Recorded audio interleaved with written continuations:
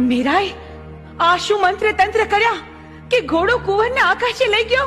રાણી સાહેબા, હું ગરીબ દરજી મંત્ર તંત્ર શું જાણું?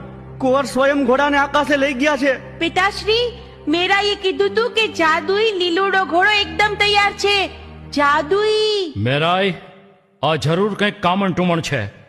તે કંઈક દગો કર્યો છે. તને અંધારી કોટડીની સજા કરવામાં આવશે. રાણી સાહેબા, મેરાએ કીધું તું કે ઘોડો લુગડાનો છે, ઈ ક્યાંથી ઉડે? અને કુંવરસાએ કીધું ઘોડો ઉડશે, ને સાચે જ ઘોડો ઉડ્યો. માય બાપ મને માફ કરો. હે રામદેવ, હું નિર્દોષ છું. મને આવી સજા કા કરો?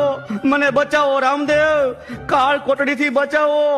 પિતાશ્રી, તમે નાહક ચિંતા કરો છો. રામદેવ, મારા લાલ, તમે એમ કેમ તો છો ને? દીકરા, આ તે કેવી રમત?